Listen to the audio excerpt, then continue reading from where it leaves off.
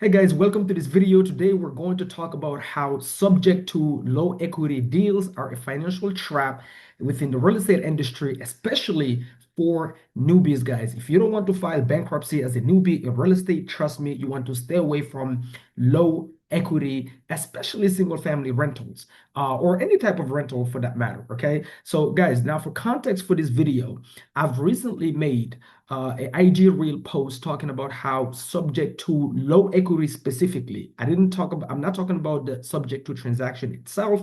I'm talking about the low equity deals, and I'll explain, within this video what low equity deal looks like. But when I made the real post, the problem with short form content is there is no context because you only have about 40 to 60 seconds to say what you have to say. But in the comments, I noticed a lot of newbies that haven't done enough creative finance deals yet. I can tell started getting mad and frustrated and put in the, oh, you could have just put the property in a land trust, and stop saying that. That's not true. The do on sale is not true, this and that. And those kind of emotional reactions, first thing, it tells me that you're not doing enough creative finance deals, or haven't done enough yet, or you're still trying to figure it out and have never even done a deal before, and you're still watching YouTube videos essentially. That's the only way you can have that kind of reaction. So for those of you that don't know me, my name is Mamadou Diallo. I have done hundreds and hundreds plus creative finance deals, from owner finance to subject to subtels. Yesterday, I closed on the transaction, subject to transaction, where I made $32,000, and I've owned that property for 4 years. And I'll put the wire here so you guys can see. I've owned it for 4 years. I bought it subject to with a VA loan, less than 4% interest. Owned it for 4 years, cash flow $600 per month net. And my owner finance buyers, tenants, just cashed me out, and I made another $30,000. So I made $30,000 up front, cash flowed $600 per month net without no landlord headaches. Is called a wraparound mortgage. That's the strategy that I use to finance that property to a family. And then yesterday they cashed me out, and I made another $30,000. So I mean, guys, when it comes to creative finance, I do these deals. That's the first thing. Second thing is this. I know why some of you reacted the way you reacted. So let me give you context for some of you that might be watching this video and we're part of the same group, right? The same mentorship, or whatever the case may be. Whenever somebody says something negative about creative finance, the emotional reactions that most of you have is that you think somebody is criticizing the man himself, Pace Morby. That's what you're thinking in your head. So because you have a sectarian mindset, you're triggered, and then you start insulting, you start reacting negatively in the comments before even reading the context of the post. So I'm going to break it down for you guys, and then I'm going to clear the air. And this video is going to be no fluff. Okay, so I'm not even going to do any cuts, any edits. It's going to be straight raw, and I'm going to be straight up front with you. First and foremost, creative finance is way older than the United States Constitution itself. It comes from England. If you go on my channel, I have a whole podcast video with my attorney, Michael Gross, my real estate attorney, Michael Gross, in the DMV area, who has been closing on creative finance transactions since the late 70s, right? I don't even know. Like, Michael Gross is like that, the gray hair, with, no hair in the middle, and everything here is gray type of guy. But he can tell you about creative finance and everything about it since where it started, from England. So I have a whole interview with him in this channel itself, and you should check it out. That's the first thing. So he's way older than Pace Morby. That's the first thing. The second thing is, guys, Pace Morby is my mentor.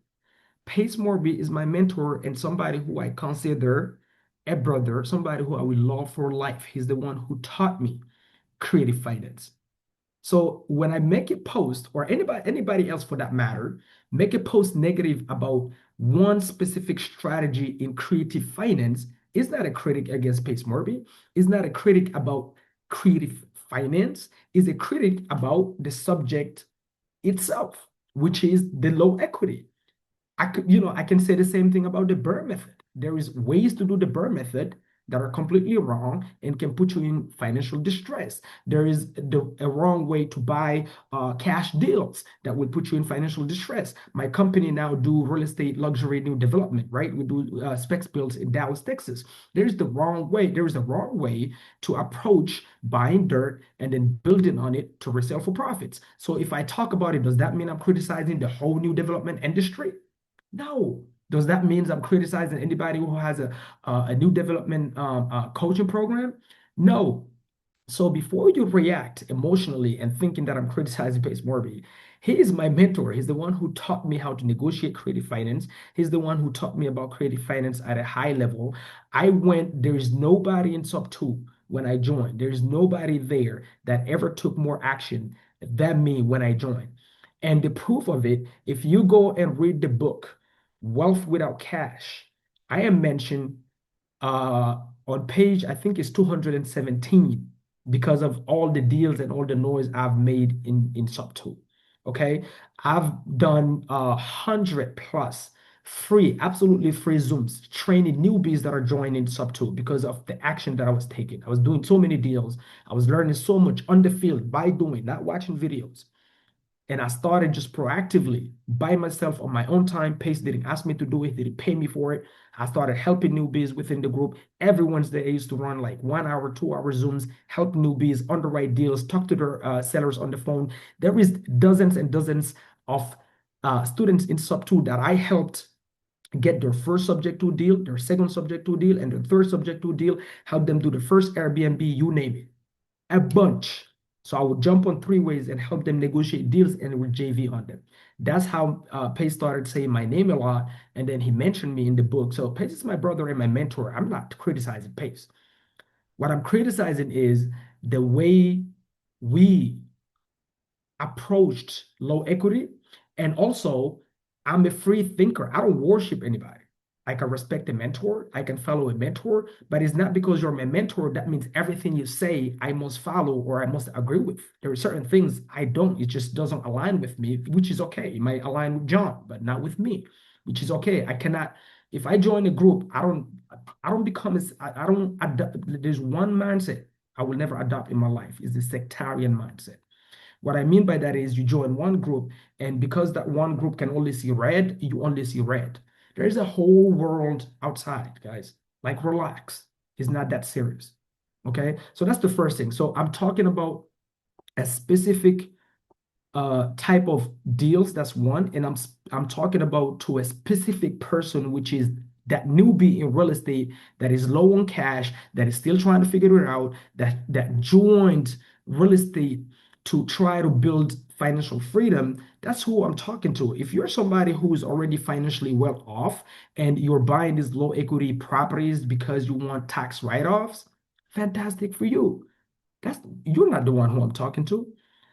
You understand what I'm saying? So before you come in my comments and try to talk to me about land trusts, by the way, anybody who puts that in the comment, I already know you haven't done enough, uh, you know, creative finance deals. You should go back and learn more and call more owners and do more deals. Then we can talk. But I can tell you, dozens and dozens, if not 100 plus, people that are doing deals in real life and have done the low equity deals and had to offload their portfolio like in the red, completely negative. There is some that are right now minus $300,000 in negative debt because of the low equity strategy, not because of pace before you get triggered. I'm talking about not pace, but the low I don't even know how to describe it. It's funny to me how people are so emotionally triggered so easily, but anyway, who cares?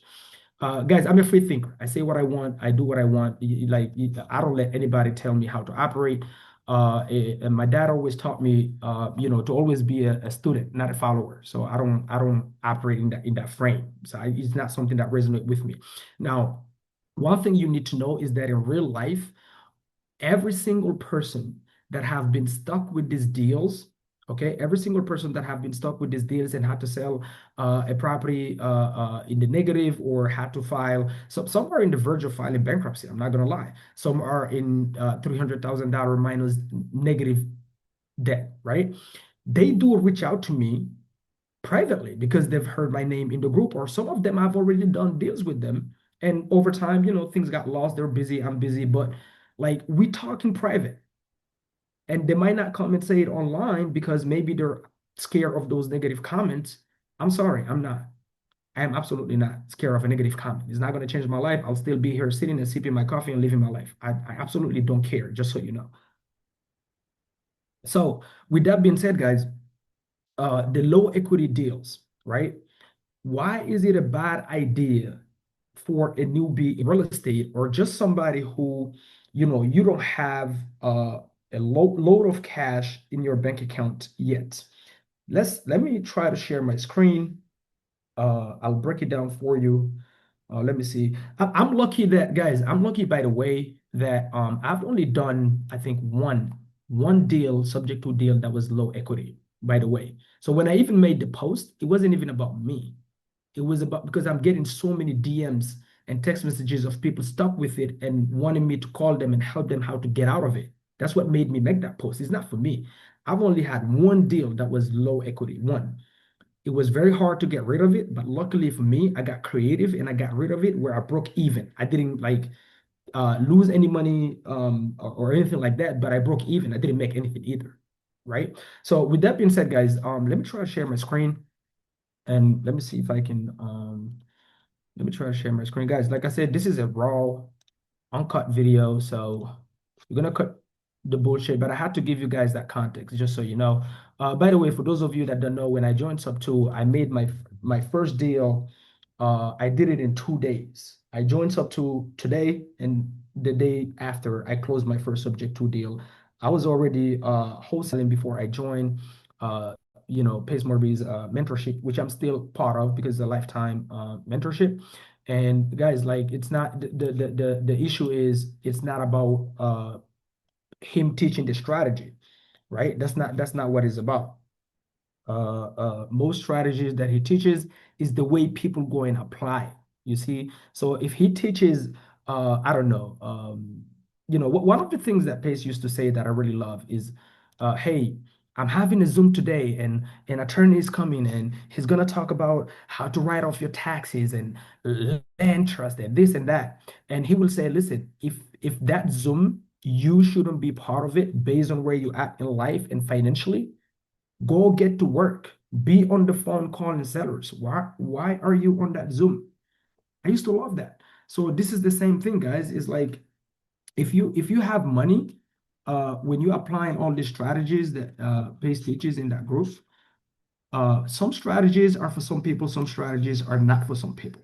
Okay, so that's the context here. So the low equity strategy might work for some people, might not work for some people, but we have to be able to have a conversation without people having a meltdown and acting like, oh, you can't say nothing negative about creative finance because it's like you're criticizing Pace. Pace didn't create creative finance.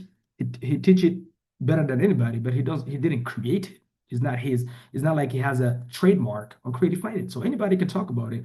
And it's sad to see even those newbies that are struggling, they cannot come online and share their experiences because they're afraid of negative comments. I don't understand it, right? So guys, I'm gonna show you here. See, hopefully you can see my whiteboard. Boom, boom. Okay. All right. You should be able to see my whiteboard right now. So guys, first and foremost, what is a low equity creative finance deal? Okay. What is a low equity creative finance deal? When we talk about low equity, you're talking about buying a property. Okay. We're talking about buying a property. Let's say, for example, you bought this property for, I don't know, $300,000. And what I mean by that is you were able to call a seller, convince them to buy the property subject to, it has to be a subject to, there has to be a loan on it for it to be a low equity, subject to. So you found a distressed homeowner typically, okay? A distressed homeowner. And that homeowner let's say for example they just bought the property 2 years ago. They bought it at $300,000. They used, they bought it with a FHA loan, for example. Okay, so they bought it with a FHA 2 years ago, and now they regret the decision. This is what happens with a lot of these low equity deals. They regret the decision because at the time they had money, now they cannot keep up with the mortgage, and they just want to see the property go, but they still owe almost what they bought the property for because they only kept it for 2 years, so the property didn't get the time to appreciate enough in equity to build equity. Equity in real estate, guys, is the difference between the mortgage on the property and the value of the property. So what we call in real estate ARV, okay? The value. So if your property is worth, if you owe the bank, sorry, $300,000, but on the market you can sell this property for $450,000, technically you have $150,000 in equity, technically.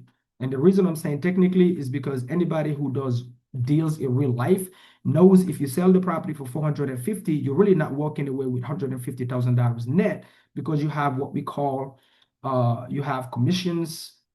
Let me try to push this. Oh my goodness. Come on. Sorry, guys. I don't know what's going on with the whiteboard. I'm just trying to move the board, but it's writing instead of moving.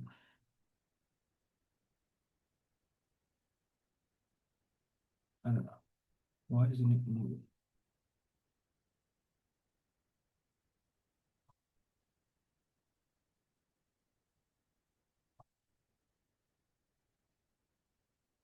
Sorry, guys. I'm going to make it cleaner. Okay, boom. So, as I was saying, anybody who has done deals in real life and you have a property where you owe $300,000 and you can sell it for 50,000, you're not walking away with 150K in your pockets, because you have fees. You have things like closing costs, okay, which ranges between, it could be 1.5%, 2%, 3%, depending on the state where you're at the title company you're closing with. So you have closing costs, then you have, if you have realtors that you're working with, then you have commissions, okay? So you have all these things. After all of it added up, it will be deducted from this 150. So you might be walking away with, let's say, 125, 130. Okay. So, but now here, technically, you have equity. This is your equity. This is the money that is going into you, the seller's pockets, after you sell the home. So after you pay off all your debt, and then you pay off all the fees you have closing, and then you pay off all your realtor commissions, boom, you're left with what I like to call, sorry, net equity. Okay, so you have gross equity. That's the money that is not going to go into your pockets. And then you have the net equity that will go into your pockets, meaning the title company will wire it to you. So what makes a deal a low equity? What makes a deal a low equity is that you have a homeowner. By the way, the strategy is very appealing to newbies, guys, and here is the number one reason why. If me included, by the way, the first time I heard about the strategy, the next day I found my first low equity deal. Is a low hanging fruit. I call these deals or these leads, I call them the low hanging fruit. Okay, so the idea is for you to find properties that barely have any equity whatsoever. And then you call these homeowners. It's either one, properties that have been listed on the market, they try to sell it and it couldn't sell, and they took it off the market. Okay. And they took it off the market. So we call that what? Expired listing. This is the target list. You can go for expired listing, or you can go for pre-foreclosures. This is my absolute badass favorite strategy. And this is exactly where my focus was, and I became an expert at it. Sorry. And then everybody was reaching out to me to help them close pre-foreclosures. I completely moved away from wholesaling and all those things. So my team still does it, but we basically target homeowners to get land so we can build on it. No longer, I don't wholesale anymore. Accidentally, very, very rarely. So you can target expired. You can target pre-foreclosures. You can target, what we call properties that are on the market for 90 days plus, meaning a homeowner bought a property 2 years ago, they regret it. I bought one like that nearby the airport in Atlanta here. So the homeowner moving from Texas, so he moved into Georgia, bought it 2 years after. This is when the market was really good, interest rate was low, everybody was getting money, the government was printing money left and right and giving people stimulus checks. So people had the impression that they had money, but they didn't have money. The government was printing a bunch of fake money and flooding the market with it. And so that gave people the illusion they can just go buy homes. So this family fell into the trap. They bought a home they technically couldn't afford in the, in a normal economy. And so I don't know, about 3 years later, they wanted to sell it, but they couldn't sell it on the market because the offers they're getting, the offers they're getting on the market, if they were to sell it, they wouldn't have enough to pay off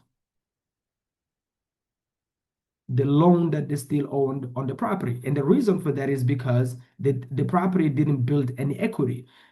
Okay, the property didn't build any equity. So what ended up happening is we talked to the realtor. We say, hey, it's been 90 days over when you target this homeowner. So it's been 90 days over. You cannot sell the property. So we're gonna come in and offer this subject to option. Okay, guys, that's the idea here. So you're targeting these kind of like leads. I don't want to spend too much time on it. That's a whole another video for another day. But the idea is this. So you target these low equity homeowners, however, wherever you find a list, you call them and then you say, hey, I see you have this property on 123 Main Street. You're trying to sell it and you can't get the price you want because typically when a homeowner have a home that has low equity in it and they list it on the market, they list it the market price, above the market price. And the reason they do this is because obviously most homeowners, who do they work with to list the property on the market? They work with realtors. And what do realtors want when they list the property? They want their commissions, right? So if you owe Wells Fargo $300,000 and your house is barely worth $310,000, you don't even have enough equity to pay the realtor's commission. So what realtors would do is they'll go and tell the homeowner just to get the contract, hey, John, I can list your property for $350,000. I can list it for 350, and the reason I'm going to list this for 350 is because I got to get paid. I got to get my commission, which is ranges between 2.5 to 3% that they get paid. Okay, so I want to get paid, so they're going to list it. This is above market. John's property is only worth 310. Would you agree? And the reason they listed it for way more than what the property is worth is because the property have no equity, meaning there is no meat on the bone. This is like going to a restaurant, you buy a steak, they bring you a big ass plate, you open it, and it's only a bone in the middle. No meat. There's no meat around it. That's not a steak. Unless you have like a dog's teeth, you might break your teeth. That's a bone. Okay. So that's the problem with low equity, literally.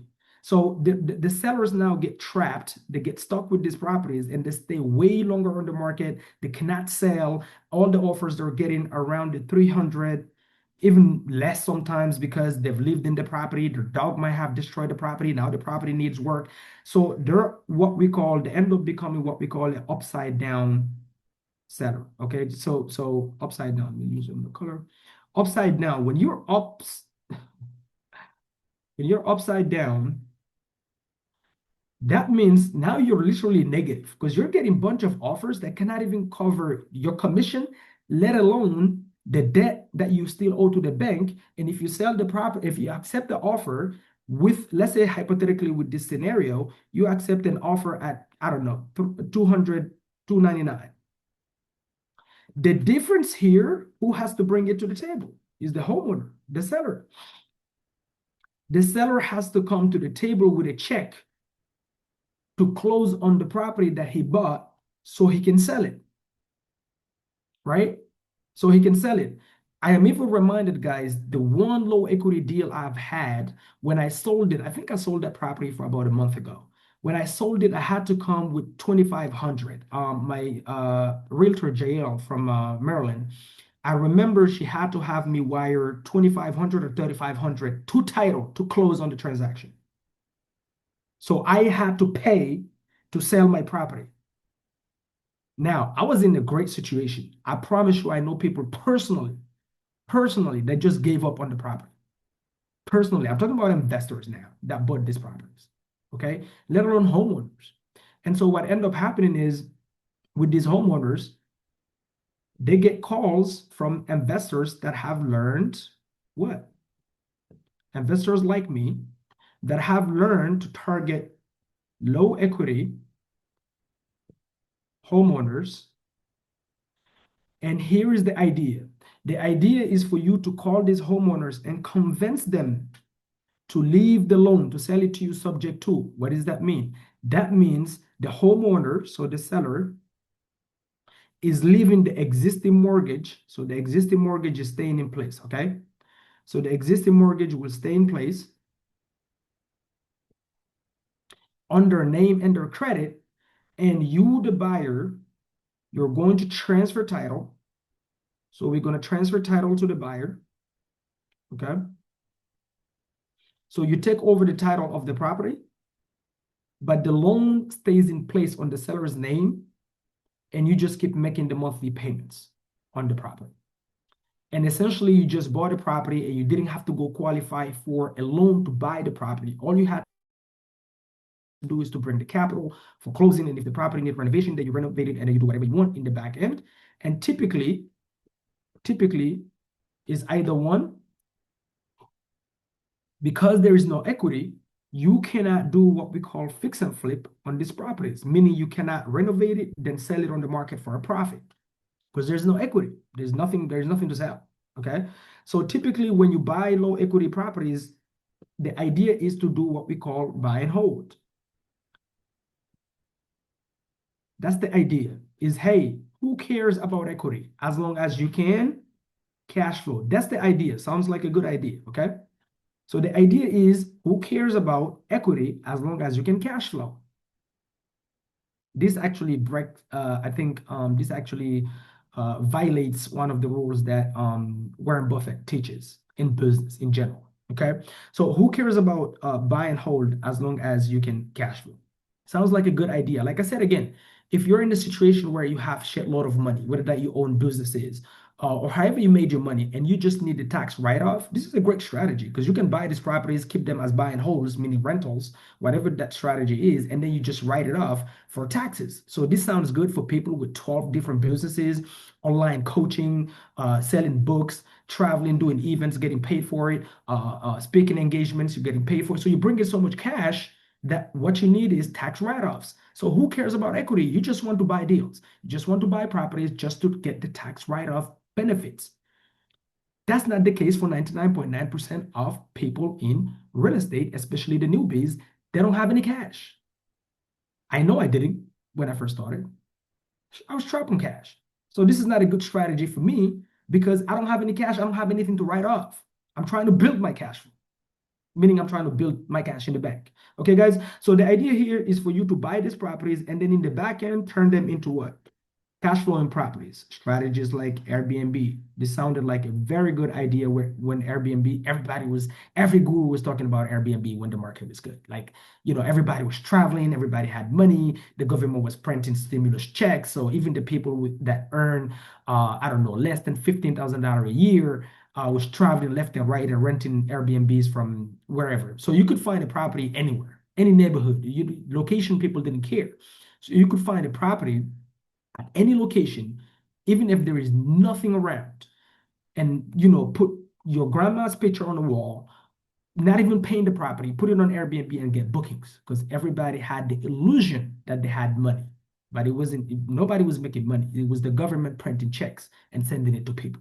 Okay, so Airbnb, you could do things like I don't know, short-term rental, like midterm rentals. So this is like when you rent to nurses, like traveling nurses. You could do things like room share, which I just sold a property that I had with this. I hate this strategy, not because it's a bad strategy.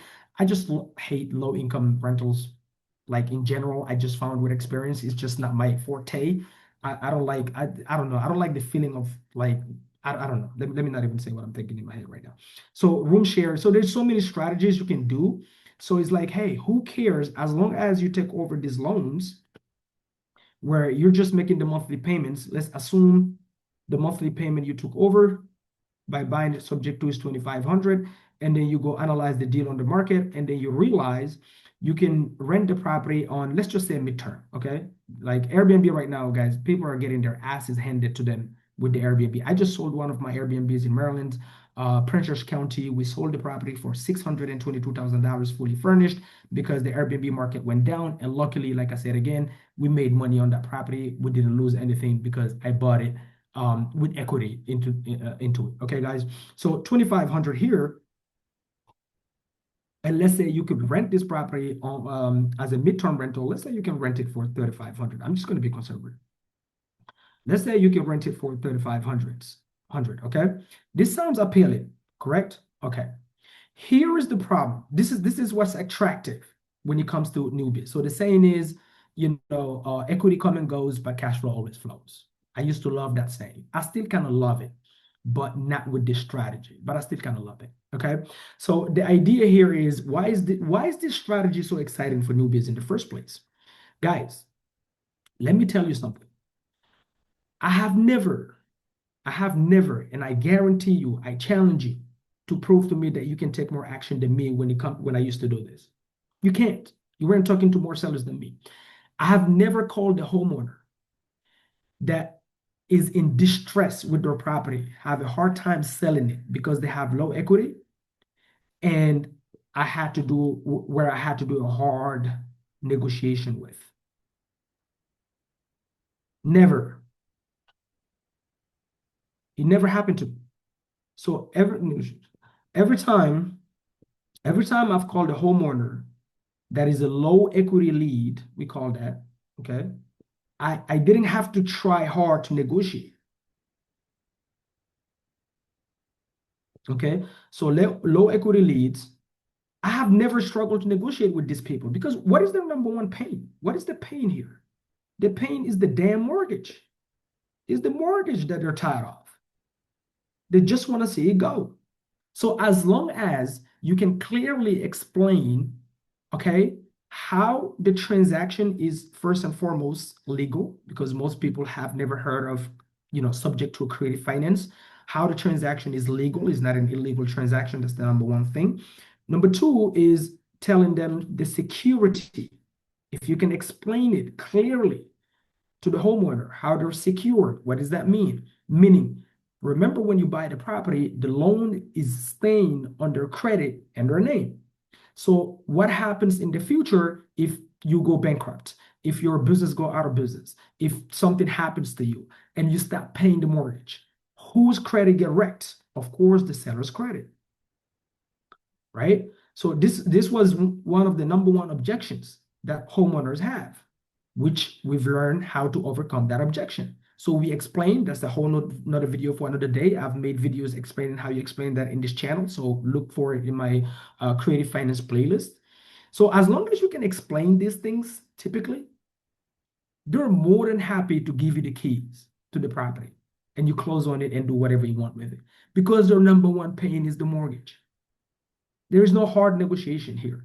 Anybody who typically cannot close a homeowner that has low equity on their property on the subject to transaction, every time I've hopped on with a newbie to help them on a call with such a homeowner is because the person couldn't explain clearly, or they were very confusing when they tried to explain it. They didn't simplify it for the homeowner. That's why the homeowner said, no, I'm not interested in doing it. Otherwise, there is no hard negotiation here. Okay. So now, sounds like a great idea, by the way. Sounds like a great idea. Like I said, the reason this is appealing for newbies is because you don't have to try hard to negotiate the way you'd have to do if you were to negotiate a deal with equity, and now you're trying to convince the homeowner to sell it to you at a discount so you can walk into equity and take that property and flip it or keep it. It doesn't really matter, but walk into equity. That takes negotiation. That right here. This right here takes negotiations for sure. So the other one is way easier. The pain is more, and I'm not saying that like you don't have to do any work. I'm just saying it's not a hard negotiation. It's just knowing how to explain the strategy. Okay. So with that being said, it sounds like a great idea, but you see, the trap is this. When you buy a property subject to, one of the things, if you're ethical, that you have to explain to the homeowner is that there is a risk with this called the do on sell. And this is where people that haven't done enough creative finance deals will come in the comments and talk about, yeah, but there is land trust. You can put a land trust in place. Why didn't you put a land trust? You haven't done enough deals, bro. Stop. Okay. So there is something called the do on sell. What does that mean? That means the lender. So let's say in this case, you bought a property and you took a loan from Wells Fargo. When the homeowner took the loan from Wells Fargo, in their paperwork, they have a clause called the do on sell, meaning, okay, meaning if you sell the property, the loan is due. That's all this means. Like literally, the loan is due on sale. Sorry, it's not due and sell, is due on sale. My bad. Okay, guys, you know what? I can butcher English, is my fifth language, even though I speak better English than most people. I mean, at least I can communicate better than most people. But sorry, I can butcher it. I can allow myself to butcher it. Okay. So Wells Fargo, they have what is called a due on sale. Most lenders do. What does that mean? That means if you sell the property, the loan, the full amount is due, technically.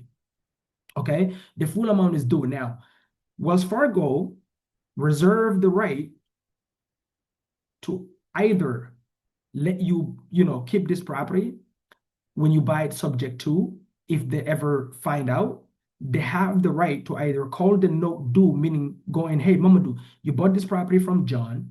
We financed John. We checked John's credit and then his income, and then we qualified him. We don't know you, Mamadou, or Mamadou's company, okay? So, but we just seen, for whatever reason, we found out you bought this property. This happened to me, by the way, on one property, and I've solved the issue. Is nothing to be afraid of. The do and sell is like to say it is a boogeyman that really don't exist. I'm going to be honest with you, because lenders are in the lending business. They're not in the real estate business. So the banks could care less about who's paying the mortgage every single month, as long as that loan is paid. That's all they care about. Most lenders, especially the big banks, right? So as long as you make the mortgage payments on time, they really don't care. But I'm gonna go into the story for another day. But it happens to me on one property. This is in Glen Burnie, where somebody went into Wells Fargo and triggered a due on sale on the property that I bought subject to. But luckily for me, I bought the property with equity again. And the reason for that is because I'm somebody who, I don't just listen to people. I watch what they do. I don't just listen to what they say. That helped me avoid a lot of mistakes, even though I've done also a bunch. Okay. So guys, the due on sale, when you buy a property subject to, you have to explain to the homeowner that, hey, it might happen in the future that your lender, Wells Fargo, in case, you have to prepare the seller for this. Because if they sell you with their credit, if something bad happens, their credit will get hurt. That is just the honest truth. You can only give them a security, not guarantee. You cannot give them a guarantee. You can give them a legal security, like a security instrument. And we can talk about that for another day, right? But Wells Fargo here have a clause called the due on sale. So if they ever find out that you transfer title and the loan stayed in place, but now the title is with somebody or a company that Wells Fargo didn't lend the money to, Wells Fargo have the right to say, hey, we had a clause that says if the homeowner sells this property, they have to pay off the loan. They didn't. You, the new buyer, we want you to pay off the loan. So they can do what? Call the notes due. You see? Wordplay. Due on sale. The lender can call the note due, meaning now you have to pay the full loan. You pay the full loan. When I got the call from Wells Fargo, is the seller's wife that went and triggered the due on sale after the seller passed away. It's a long story. I'm not going to get into it right now. Wells Fargo called me and they just asked me my closing documents. I sent it to them and they left me alone, and I kept the property. They never called the due on sale. But I'm just saying it is the potential. I know people that they don't sell got called on it, right? Now, when this happens, what is the option that you have? Let's say hypothetically, you send everything to the bank. Okay, you send everything to the bank, and they still say, Mamadou, we appreciate you sending all the paperwork. We understand you're on time on these payments, you're not behind, but we still want you to pay off the full loan. What is the option here for me as the person now that is holding title and own the property? How do I get out of this situation to pay off a $300,000 loan to Wells Fargo? One, of course, because remember, when they call the note due, it's not like the bank can just wake up in the morning and go, hey, Mama, do give us the key. That's not how it works. Depending the state, are you in a blue state, red state? Doesn't, it depend. They have a due process that they need to follow. So they have to send you notices. Then they have to go in front of a judge. Then they have to get the right to foreclose on the property. So it's a whole process. So it might take them between 90 days to 2 years. If you're in New Jersey, it might take them 15 years. If you're Maryland, it might take them 15 years because it's blue states. New York, the same. But if you're in Texas, they might be able to foreclose on you in 3 months. Really, if they really want to if they really want to go ahead and call the no due. So the option you have to get out of it is one, you list the property and you sell the property. So you list it on the market, on the MLS with a realtor, and you sell it. If you sell it, obviously, Wells Fargo is paid off. That solves the problem. Number two, this is something we also learned, is that you can technically, if you prepared your homeowner, if you prepared your seller that sold you the property properly, you could technically take the property and deed it back to the seller. So what you do is you deed the property back to the original borrower, which is the seller, okay? So you did it back to the seller, and then you buy back the property.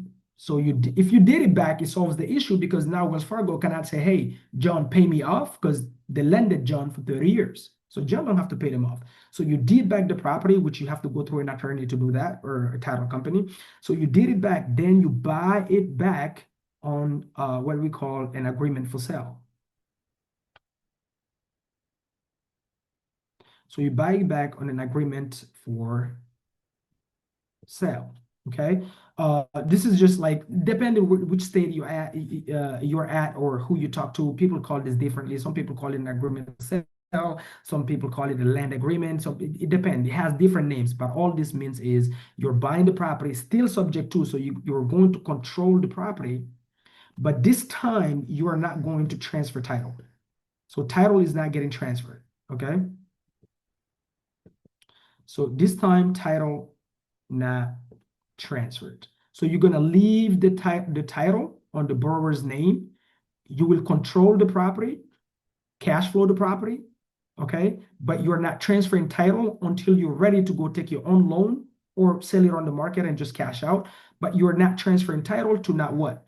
To not trigger the due on sale. This also sounds like a good idea at first when you talk to these homeowners. But remember, what is their number one pain the first time they sold you the property? A lot of these homeowners, if it was a landlord, they're tired of renting to tenants. They're tired of dealing with tenants. They're tired of toilet leaks issues. If it was a pre-foreclosure seller, they already have financial issues. They're not getting paid enough. They're not earning enough. Maybe they're out of a job, whatever. They don't want to see this house back ever. If it's somebody who was a homeowner, they're probably already renting somewhere and they have their own life going on. So most homeowners I've found, because I've tried this, most homeowners don't want this property back on their name. They don't want to deal with it. And so even though it sounds like an option you can execute to solve the issue, most homeowners are like, shit, when I sold you this property, I really thought you're solving my problems. And here 2-3 years later, you're coming back to me with this property, and now I have to fill your shoes. I don't want to deal with none of this shit. I sold you the property to get rid of it. Now you bring it back to me. So very few of them are actually interested in getting the deed back, but it's an option, it's there. The other one would be to refinance the property. So number 3 would be to refinance, okay?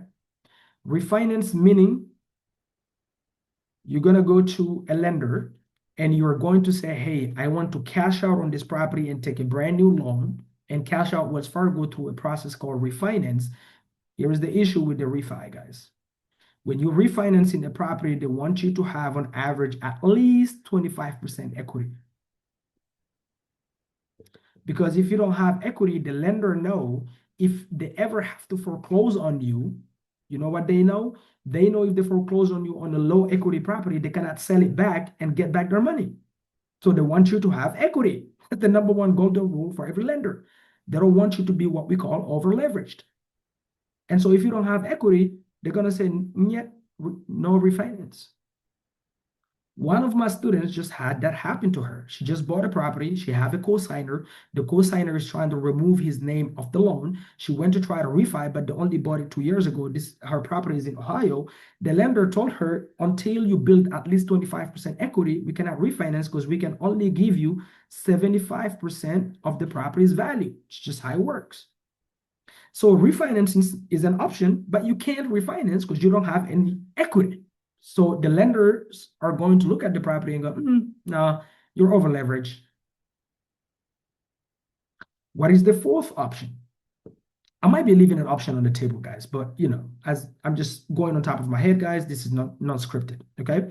Number four, if you're wealthy and you have all this capital, in your bank account, you can just write a check to Wells Fargo of 300K.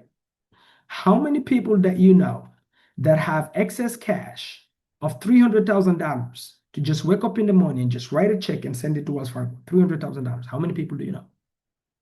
0.0.0.0.0.0. minus 1%.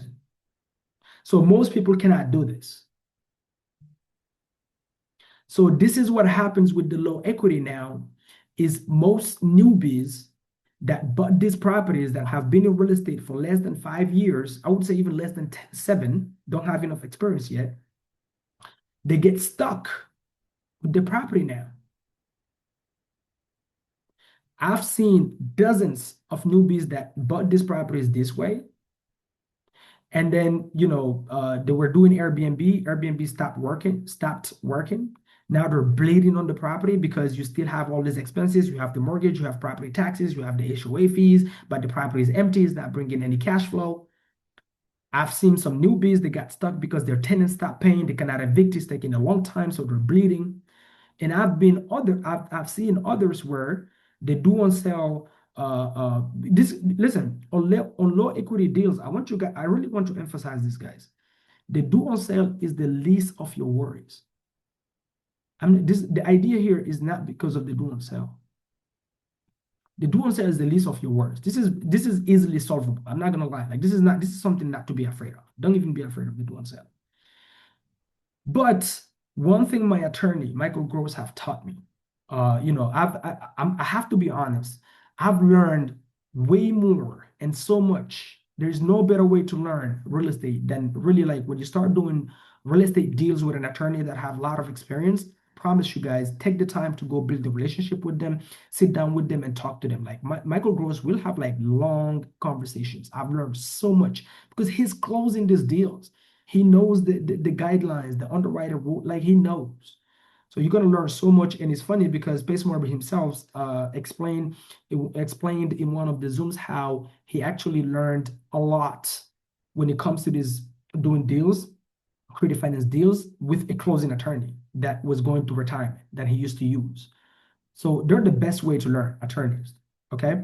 So the do on sale is not really what I want to put emphasis on here. This is like, but it's just, he taught me you have to project yourself. He said, Mamadou, when you're doing deals, because I would always come to him with questions like, hey, how can I do this here in Maryland? I want to do this creative finance deals. I want to structure it this way. Is there a way to legally do it in Maryland? And he will help me. He will tell me, yeah, there is a way to do it. And if he didn't know, if he wasn't sure, he would tell me, give me an hour. I'll go figure it out and then I'll come back to you with the solution. That's why I love Michael Gross. I highly recommend. He's with ATG title. Like he's a badass. He's just a badass. I'm not gonna lie. He used to come to my real estate networking events and speak when I used to live in Maryland. But this is not your biggest worry. But he taught me. He said, Mamadou, every time you do a deal, I want you to project yourself at least 5 years from now. Project yourself literally, mentally, at least 5 years from now. And think about if things were to go wrong, if the tenants were to stop paying, if something were to happen to the seller, if the seller is now, they've already spent all the money you paid them at closing, and now they need money, and they remember they sold you a property subject to, and they want to go to the bank and start gift shopping. Or they take you to a judge saying that they didn't know what they were doing when they signed the agreement, and they take you in front of a judge and say, hey, you took advantage of them and you bought this property subject to. Like, think about, project yourself in front of the judge, literally. Have you done everything you can within your means and power to protect yourself for the downside? Are you going to land on your butt? Essentially, that's what he's saying, not on your neck. That was such a fantastic advice. That advice stuck with me. And I started operating that way. Even when I was communicating with homeowners, I would literally project the homeowners mentally while I'm on the phone. I'll have them project themselves in the future and know. I used to tell them, this is a marriage. Essentially, we're married. If I buy this property this way, we are in a relationship. Sometimes I might need you for X, Y, and Z. And know that if you go to the bank and do this, there's legal repercussions. I'll add clauses in the agreement. Like, anyway, I'm not going to go into all of that. But you see, basically what he was telling me is when you buy a property, you want to project yourself with your worst case scenarios, not your best case scenarios. Your worst case scenarios. Because if you cover the worst case, the best case would take care of itself. If you cover the downside, the upside would take care of itself.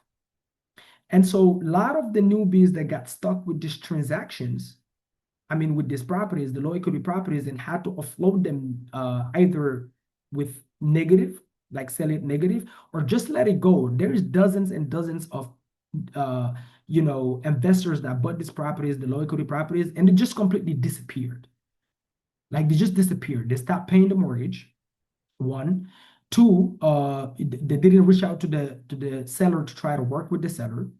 Okay, like if they just disappeared, just left the property. Whether the bank forecloses, they don't care.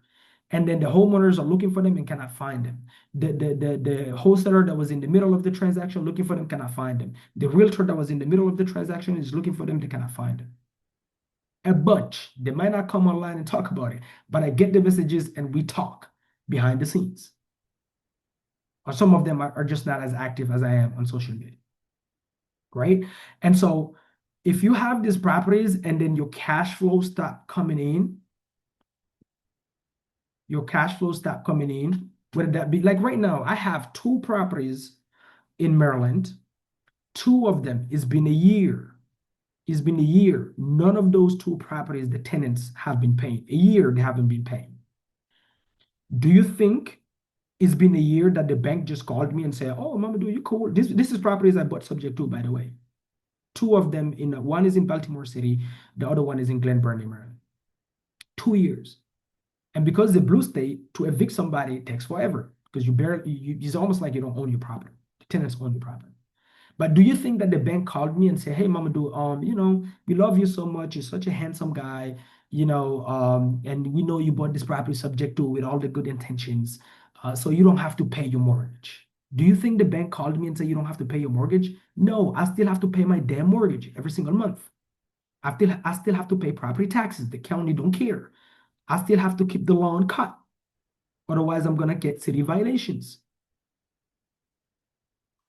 And so this is where now the newbies start bleeding. There is a bunch that got so excited with Airbnbs, they went and bought dozens. Started doing Airbnb, and then Airbnb stopped working, and now all the properties are empty. They're not cash flowing, they're not making money, but they also cannot sell the properties for a profit. They cannot refinance, nothing. They're stuck with the properties. This is what I'm talking about here. So it sounds like a good idea if you buy it thinking, I'm just going to cash flow for the next, 10 years. What you're not taking into consideration is all the expenses that comes with owning rentals and all the potential downside that comes with it. And so if you don't have other type of businesses that is bringing you a lot of cash, like most people that you see are active online, Pace more be included, they have 12 different businesses, as they should, by the way. That is inspiring to me. I'm not criticizing it. I actually love it. I actually love it. That inspired me to go out, focus on my own brand, and do my own thing and build my own multiple different streams of income. Like right now, I swear to God, I can promise you, I have, let me see, new development, funding, credit. I have four or five different businesses that is bringing me cash flow. I have an online business that is bringing me $11,000 a month. It's a subscription base. This is bringing me $11,000 a month. That's one business. And then I have my funding company now. We're funding people. That's bringing cash flow. We have the credit department. We fix people's credit. That's bringing me cash flow. So as I'm watching these people, I'm actually getting inspired. I'm watching what they're doing. I'm not watching what they're saying. So if somebody is out there and they have a brand and they're capitalizing on their social media, YouTube is paying them 50 grand a month. And then they have the real estate. Then they have their coaching bringing $11 million. Then, and I'm not just talking about Pace Morby here. I'm talking about all the guru land. They have all these different businesses bringing them shitload of cash. Of course, if they buy a low equity deal, they don't care. Because what are they looking for? Tax write-offs. They're looking for tax write-off. They're making so much cash that all they want is tax write-off. So they're just buying properties left and right, whether the numbers make sense or not. They don't care. They're making too much cash here. And that's what a lot of us are not paying attention to. And that's where our focus should have been, me included. Once I understood this, I'm like, I see the game. So I sold off all my liability properties, just completely sold them off, restarted fresh now that I picked the game. You understand? So this is why the low equity deals, anybody who comes and tells you that putting land trusts, somebody explain to me, how is putting land trust protecting you from your tenants not paying? How is a land trust protecting you from the do and sell? Like no attorney that knows what they're doing will tell you a land trust. It mitigates it. Yes, it diminishes the odds of the do and sell. Yes, but it doesn't stop it. It's like a band-aid. Only people that say land trust talk about land trust all day, bro. Okay. So, but land trust, even if it protects you from the do and sell, the do and sell is not what puts you in danger with the low equity deals. Is the fact that things can go wrong where your tenants stop paying, the property is breaking all the time, you have so many expenses, you want to get rid of it, and you can't because you have no equity and you're stuck with it and it's bleeding you, and you're not able to build your real estate business or whatever other business you're trying to build, because every time you make a little bit of money, you have to spend it on this property because you can't sell it. That's the problem that these newbies are facing behind the scenes, and they can't talk about it online because they cannot post about it without somebody coming in and thinking they're criticizing somebody specifically, or like, it's just, guys, relax. I'm sorry, but there's another one I'll tell you right now. I've done it too. I completely hate it. Gator. So get pissed off. I completely hate it. Not that the strategy is bad. It sounds like a good idea to do, right? It's actually not. It's a fantastic idea. It's transactional lending. That's what it is. But it's the way it's been applied. It's not about the strategy. It's the way it's been applied. I am the first, when Gator started being talked about, I'm the first person to probably, I've done my first deal like probably 3 days afterwards. Lended 15,000, got back 25,000, but it was a whole shit show. I did a whole video about it, and I even regretted putting that kind of loan out there and lending that aggressively. So it's not about the strategy. The strategy is great. It's taking little money, making it work fast, and you don't have to go market to homeowners, beg homeowners to sign a contract. You don't have to do none of that. But the problem is people started doing crazy shit like, hey, I'm going to lend you 10,000, and in 60 days, I want you to give me back $20,000. This is like gambling. This is gambling. This is no more real estate. We're not talking about real estate anymore. This is gambling. You're gambling now. You're a gambler now. This is not stable returns. This is crazy ass returns that you're asking. So what happens is you have desperate borrowers and then desperate lenders. And I can tell you so many people lost money with this too because they got excited about the returns and didn't pay attention to the protection of the principal, the capital.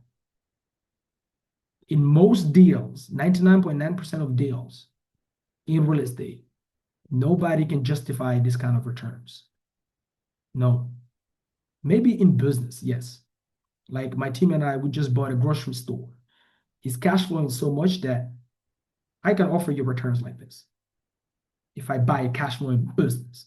But in real estate, uh, so there's a bunch of people that lost money that have called me to help them understand how to recoup their money. Here is the agreements. Like I even almost lost mine. I did a whole, I documented every single minute of that journey. It was me and Chris, my JV partner, right? We even had to foreclose on the guy, right? But honestly, like looking back, it's our fault. It's not the guy's fault. The return we're asking him was too aggressive. It didn't make sense. But he was a desperate borrower and we were desperate lenders. So I had to face myself and go, if I had lost the money, it's my fault. I should have never went to anybody in real estate and asked them this kind of returns because it just doesn't make sense. Knowing now what I know by experience, by doing actually real estate deals in real life, not just on YouTube. You understand? So like with everything, guys, there's nuance. Like relax. Stop being so emotional and you can't talk about nothing because you all operate with this sectarian mindset. So this is the issue with low equity deals. I stick to what I say and say what I mean. Low equity deals are absolute trash for newbies in real estate that haven't built your cash yet, that don't have a lot of cash in the bank. Focus on stacking your cash. Get to a point where you have so many like tax liabilities that unless you buy low equity deals, you cannot write off your taxes because you're making a shitload of money. That's where you want to be. That's a good problem to have. But you just started, you're building your cash flow, you haven't flipped enough properties, you haven't wholesaled enough to make cash, you haven't bought a business yet that is generating shitload of cash, you don't have any tax issues, any tax liabilities. Even if the IRS were to shake you off right now, $100 wouldn't fall from your pockets to pay taxes. Don't put yourself in that. Trust me, guys. Like, do not do that. It's a bad idea. I'm sorry. I don't care who says what. It's a bad idea. It's not the strategy the problem. It's how you apply it and when do you apply it. That's what I'm talking about. So for everybody that lost their minds when I posted the reel, guys, it's a short-term video. Like relax. Who can explain everything in this? I know we all have TikTok minds nowadays, but relax. Short-term video is exactly what it is. It's short form. And you have to get things fast. You have to catch people's attention fast. You cannot say everything. There's no context. But this is the context of what I was talking about. And everybody that have done deals in real life that I know, part of that group, people that I talk to in real life privately, they confirmed when I posted that video, they all sent me a DM. I think they were even afraid to be in the comments. Mama, do you so right? I'm stuck with this property. Mama, do you so right? I'm stuck with that property. Mama, do you so right? Here's the nightmare that happened to me. Mama, do you so right? I'm $125,000 negative in debt. Just the reality. Anyway, guys, I'll see you guys on the next video. Make sure you like, comment. Even if it's negative, please leave it. I'll read it, drink my coffee. I don't care, but please leave it. And then also tell me, have you dealt with low equity deals or maybe the do on sale? How did you handle it? And also, when it comes to like, have you had properties where you started bleeding and you had to let it go? Like just let me know everything in the comments, guys, and I'll see you guys in the next video. Until then, you already know, stay bold and be bold. Keep that bold mentality, be bold, be obsessed, be optimistic. And lastly, keep a mindset that's abundant. There is enough for everybody. Boom, boom, boom.